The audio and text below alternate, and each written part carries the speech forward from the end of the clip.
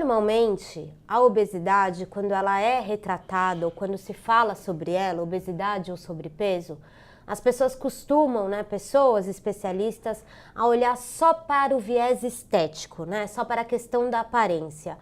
Eu li o seu livro e uma das coisas que me surpreendeu foi entender que o espelho, a imagem, ele faz parte de um contexto muito maior do que só a aparência. É isso mesmo, É isso doutor? mesmo. Hoje tem um conceito de mindfulness, que a mãe da mindfulness é a doutora Ellen Langer, da Universidade de Harvard, mostrando que essa atenção plena em alguma coisa faz toda a diferença.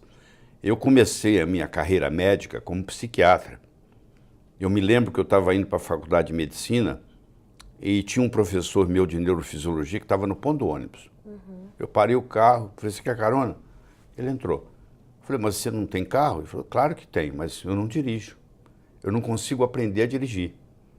E ele era um psiquiatra famoso e diretor de um hospital com 240 mulheres loucas. Aí eu falei, quer fazer uma troca comigo? Ele falou, o quê? Eu te ensino a dirigir, você me ensina a psiquiatria. Ele falou, topo. Então eu ensinei ele a dirigir e ele me levou por debaixo das asas dele para esse hospital.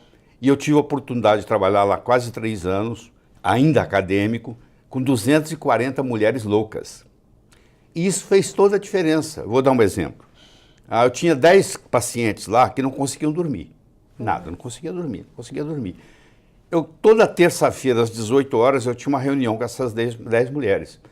E eu disse para elas que eu consegui um remédio dos Estados Unidos, que não tinha quem não dormisse. E eu preparei elas para receber esse remédio. Quando chegou o dia, eu avisei para elas que, infelizmente, o remédio não chegou, que nós tínhamos que esperar mais um mês.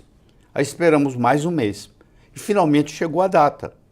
E eu dei para elas Reativan, que era um remédio que a gente usava para ficar acordado para estudar para vestibular. E todas dormiram muito bem. Olha isso, No dia seguinte, a mulher chegava e dizia, nunca dormi tão bem na minha vida. Por quê? Porque eu fiz toda a preparação psicológica de quase 3 meses de que ia vir uma droga dos Estados Unidos, entendeu? Imbatível, e essa droga não chegou, elas ficaram frustradas, esperou mais um mês e finalmente chegou o dia. E para provar a força da mente, eu dei para elas Reativan, que era um remédio que faz ficar acordado. E elas dormiram. E elas dormiram. Então, esse conceito aí eu levei para a vida. Isso me ajudou muito. Então, por exemplo, a pessoa para emagrecer, começa tudo aqui. É claro que é importante, eu como nutrólogo entendo toda a parte do que deve comer, da atividade física que nós vamos discutir, mas isso tudo fica irrelevante comparado com aqui. Porque se eu não mexer aqui, essa pessoa engorda de novo. Entendi. Porque ela tem uma imagem de gordo. E ela tem essa memória de gordo. E quando ela emagrece, está faltando alguma coisa. Entendi. E ela volta a ganhar o peso. Então o que acontece? É o chamado efeito sanfona. A pessoa emagrece, engorda. E cada vez que ela faz o efeito sanfona, ela engorda mais. Entendi. Nós também podemos explicar aqui nessa conversa por que cada vez ela engorda mais. A nossa conversa aqui é a seguinte, eu tenho que fazer esse trabalho mental primeiro para que se manifeste.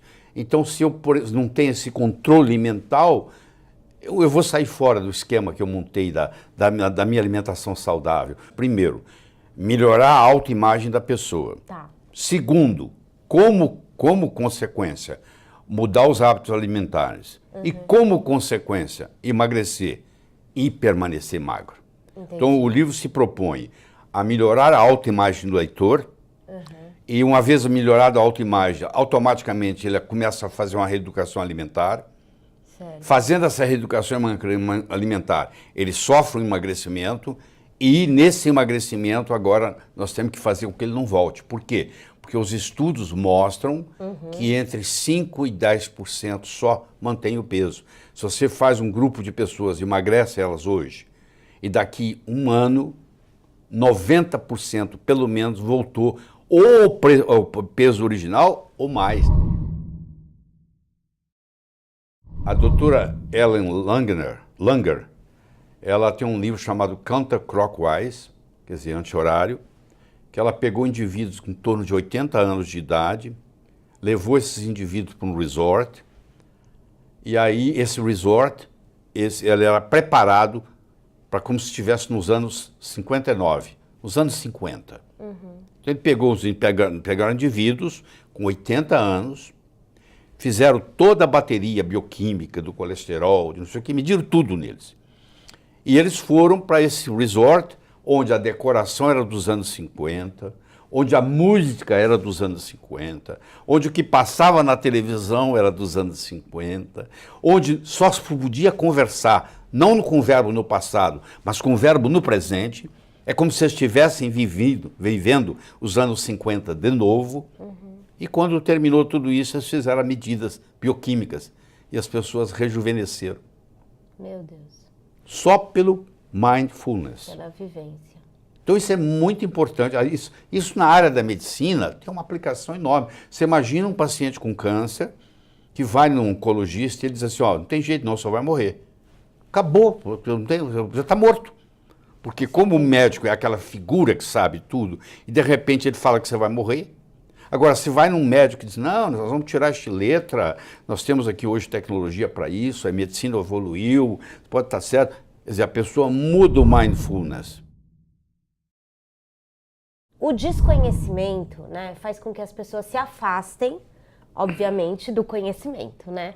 E muitas pessoas com quem eu converso, ou até que escrevem pra gente, não sei se essa é a dúvida de quem tá agora acompanhando aqui o nosso bate-papo, é o seguinte, tá, técnicas cerebrais, mindfulness, né, reprogramação do cérebro e tal, tudo isso exige muito tempo, exige muita dedicação. A gente está falando de técnicas de 15 segundos por dia, 15 né? 15 segundos, a técnica de 15 segundos por dia. Tem uma técnica que eu descrevo no livro, que é a chamada técnica da tensão estrutural. Certo. Você imagina que eu tenho esse elástico aqui, ó. O elástico eu ponho tensão nele. Certo. Tensão busca resolução. Quando eu coloco tensão numa estrutura, a tendência é resolução. Se eu consigo fazer isso no cérebro linguisticamente, aqui estou eu magro, aqui estou eu gordo. Certo. Eu não preciso gostar, mas eu preciso me olhar no espelho e falar, esse sou eu. Eu não vou encolher a barriga, não vou nada. Eu vou aceitar a minha realidade. Não gosto dela, mas está ali. Eu vou olhar ela. E como é que eu quero ser? Bom, eu pego um retrato meu de quando eu era novo, jovem, magro, que algum dia você já foi magro, e eu crio uma imagem de magreza. Uhum. Então, eu tenho que fazer a imagem, a visão, ser mais forte do que a realidade, porque isso vai para lá, ó. Cria essa tensão. Cria essa tensão. Por isso que pensamento positivo não funciona. Aqui, ó, eu sou magro, eu sou magro, eu sou magro. Não tem tensão nenhuma.